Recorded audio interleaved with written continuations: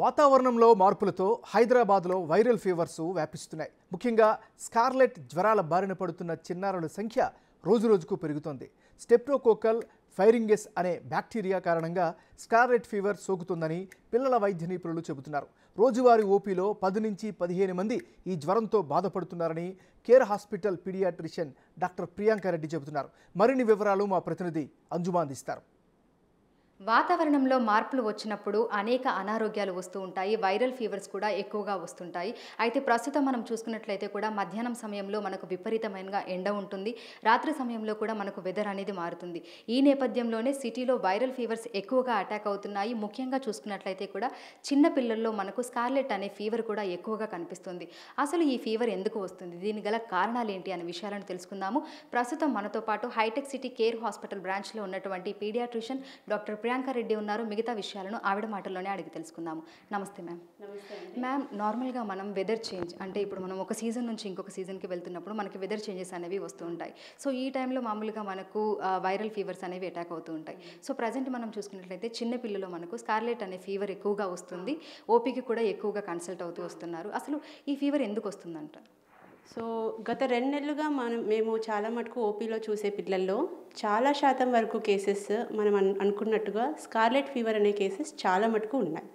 So scarlet fever అనేది ఏంటంటే that is a bacterial infection. So it's not a viral infection. So ఈ bacteria అంటే ఇప్పుడు మనకి గ్రూప్ ఏ స్టెప్టోకాకస్ అన్న ఒక బ్యాక్టీరియా ఉంటుంది. దాని వలన ఈ స్కార్లెట్ ఫీవర్ అన్న ఇన్ఫెక్షన్ వస్తుంది. సో నార్మల్గా మనం చూసుకుంటే ఈ ఫీవర్ వచ్చేటప్పుడు మనకు సిమ్టమ్స్ ఏ విధంగా ఉంటాయి మ్యామ్? ఎలా తెలుసుకోవాలి ఇది రాబోతుంది, వచ్చింది అనేది? సో యూజువల్గా ఇది పిల్లల్లో యూజువల్గా 5 to 15 ఇయర్స్ అంటే 5 నుంచి 15 సంవత్సరాల మధ్య పిల్లల్లో ఎక్కువ శాతం మనం చూస్తూ ఉంటాము. పెద్దల్లో కూడా వస్తుంది, బట్ వాళ్ళలో సిమ్టమ్స్ అనేవి తక్కువగా ఉంటాయి. సో పిల్లల్లో మెయిన్గా వేరే ఇన్ఫెక్షన్స్లో వచ్చినట్టుగా ఫీవర్ అన్నది ఉంటుంది. థ్రోట్ పెయిన్ అంటే మనకి థ్రోట్ ఇన్ఫెక్షన్ వచ్చినప్పుడు ఎట్లా ఉంటుందో పిల్లల్లో థ్రోట్ పెయిన్ అన్నది ఒకటి ఉంటుంది. అండ్ బాడీ పెయిన్స్ ఉంటాయి. మెయిన్గా మనకి ఏంటంటే ఈ స్కార్లెట్ ఫీవర్ అన్న దాంట్లో ర్యాష్ అన్నది ఒకటి ఉంటుంది. సో బాడీ మొత్తం యూజువల్గా నెక్, చెస్ట్ ఆ ప్రాంతాల్లో వచ్చి మొత్తం బాడీ మొత్తము ఎరుపు రంగులో బాగా ర్యాష్ అన్నది ఉంటుంది పిల్లల్లో. అండ్ సో ఈ ర్యాష్ అన్నది ఏంటంటే ఇచ్చింగ్ కూడా ఎక్కువగా ఉంటుంది, అంటే దురద అన్నది కూడా చాలా ఉంటుంది పిల్లల్లో. అండ్ ఫీవర్ కూడా మామూలుగా కాకుండా వీళ్ళల్లో 1 or 2 అబోవ్ ఫీవర్స్ అంటే హై టెంపరేచర్స్ కూడా ఈ పిల్లల్లో మనం చూస్తున్నాం. అండ్ దీంతో పాటు థ్రోట్ ఇన్ఫెక్షన్ అనుకున్నాం కదా. సో థ్రోట్ అన్నది ఏంటంటే మనకు లోపల బాగా ఎరుపు రంగులో మారడము. అండ్ లోపల మనకు టాన్సిల్స్ అన్నవి ఉంటాయి కదా, టాన్సిల్స్ కొంచెం వాపు అవ్వడము. అండ్ మనకి టంగ్ అంటే నాలుక కూడా తెల్లబడడం, లేదంటే ఆ తర్వాత ఎర్రబడ్డం, ఎర్ర రంగులో ఉండడం, ఇవన్నీ స్కార్లెట్ ఫీవర్ లక్షణాలు. సో నార్మల్గా మనం చూసుకున్నట్లయితే స్కార్లెట్ ఫీవర్ అనేది ఎప్పటి నుంచో మనకి ఉంది. సో ఇప్పుడు కూడా వస్తుంది అంటున్నారు. అంటే ఇది మనకి ఎండాకాలం మొదలయ్యేటప్పుడు వస్తుందా, లేదంటే అధిక వేడి వల్ల వస్తుందా? అంటే ఏ సీజన్లో ఎక్కువగా వస్తుంది మ్యామ్ మనకి? అంటే యాక్చువల్గా ఈ మధ్యకాలంలో అయితే మనము ఈవెన్ లాస్ట్ ఇయర్ కానీ అట్లా ఈ స్కార్లెట్ ఫీవర్ కేసెస్ మామూలుగా throat infection, viral infections, Covid ఇలాంటివి చూసాం. కానీ స్కార్లెట్ ఫీవర్ కాకుండా కొంచెం వాటికి దగ్గరలో ఉండే ఇన్ఫెక్షన్ స్పెసిఫిక్గా ఇలా స్కార్లెట్ ఫీవర్ అన్నవి ఈ సంవత్సరము ఇప్పుడు ఈ 2 నెలల నుంచి మేము ఎక్కువగా చూస్తున్నాం. ఇన్ని కేసెస్ లాస్ట్ పోయిన సంవత్సరాల్లో ఇన్ని కేసెస్ అయితే ఇంత ఎక్కువగా ఎప్పుడు మనం చూడలేదన్నమాట. సో ఇప్పుడు యూజువల్గా ఏంటంటే సో ఇది స్ప్రెడ్ అయ్యేది కూడా మనకి ఎక్కువగా స్ప్రెడ్ అవుతుందని తెలుస్తుంది దీన్ని బట్టి. సో స్ప్రెడ్ అవ్వడం అంటే మనకి దగ్గినప్పుడు, తుమ్మినప్పుడు, అంటే దగ్గరగా ఉన్న వాళ్ళతో మాట్లాడినప్పుడు, ఏదన్నా పడ్డప్పుడు అంటే డ్రాప్లెట్స్ పడ్డప్పుడు, సో ఇది ఇలా ఎక్కువగా స్ప్రెడ్ అయ్యే అవకాశం ఉంటుంది.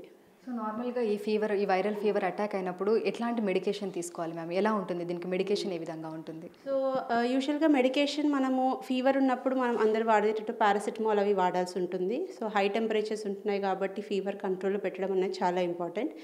అండ్ మోస్ట్ ఇంపార్టెంట్ అంటే ముఖ్యమైన విషయం ఏంటంటే మనం వైరల్ ఇన్ఫెక్షన్స్లో యాంటీబయాటిక్స్ అన్నవి ఉండవు, బట్ ఇక్కడ మనకు స్కార్లెట్ ఫీవర్లో మెయిన్ ట్రీట్మెంట్ మనకి యాంటీబయాటిక్సే. సో ఖచ్చితంగా మనము యాంటీబయాటిక్స్ అన్నది వాడాల్సి ఉంటుంది. సో పిల్లలకి ఈ లక్షణాలు ఏవైతే నేను ఇందాక చెప్పానో ఆ లక్షణాలు ఉన్న పిల్లల్ని దయచేసి వెంటనే అట్ ద ఎర్లీ, ఎంత తొందరగా అయితే అంత తొందరగా దగ్గరలో ఉన్న పీడియాట్రిషియన్ దగ్గరికి తీసుకెళ్ళండి. వాళ్ళు చెక్ చేసి అది స్కార్లెట్ ఫీవర్ లక్షణాలు అంటే ఈ స్కార్లెట్ ఫీవర్ లక్షణాలు కూడా నేను చెప్పినట్టు అన్నీ ఉండాలని కూడా లేదు. సో కొంతమందిలో కొన్ని లక్షణాలు ఉండొచ్చు, కొంతమందిలో కొన్ని ఉండకపోవచ్చు. సో ఖచ్చితంగా మనము ఆ యాంటీబయాటిక్స్ అన్నవి స్టార్ట్ చేసి అండ్ మీ డాక్టర్ చెప్పినట్టుగా ఎన్ని రోజులు వాడమంటున్నారు ఖచ్చితంగా ఆ కోర్స్ అన్నది కంప్లీట్ చేయాలి. చాలామంది ఏంటంటే సిరప్ అయిపోయింది అని చెప్పి 2-3 రోజులకి ఫీవర్ తగ్గిందని కొంతమంది ఆపేసే అవకాశం ఉంటుంది. బట్ అలా ఆపకుండా మొత్తం ట్రీట్మెంట్ అన్నది మీరు కంప్లీట్ చేస్తేనే ఫర్దర్ కాంప్లికేషన్స్ అన్నవి రాకుండా ఉంటాయి. సో మనం చూసినట్లయితే కూడా ప్రస్తుతం స్కార్లెట్ వైరల్ ఫీవర్ బారిన అనేక మంది పిల్లలు అయితే పడుతున్నారు. ఇటు ప్రభుత్వ ప్రైవేటు హాస్పిటల్స్లోని పీడియాట్రిషియన్స్ కూడా దీనికి సంబంధించినటువంటి కేసులు 2-3 నెలల నుంచి ఎక్కువగా చూస్తున్నామని చెప్తున్నారు. ఇక ఓపీకి వస్తున్నటువంటి కేసులలో దాదాపు 10 నుంచి 15 వరకు ఈ తరహా కేసులు కూడా చూస్తున్నారు. అయితే ఎవరైతే ఈ వైరల్ ఫీవర్ అటాక్ అయిందో వారు తగిన జాగ్రత్తలు తీసుకోవాలని, ఎందుకంటే ఇది ఒకరి నుంచి ఇంకొకరికి సోకే ప్రమాదం ఉంది కాబట్టి మాస్క్ ధరించడము, అదేవిధంగా ఇతర పిల్లలకి వీరిని దూరంగా ఉంచడము వంటివి కూడా చేయాలని సూచిస్తున్నారు.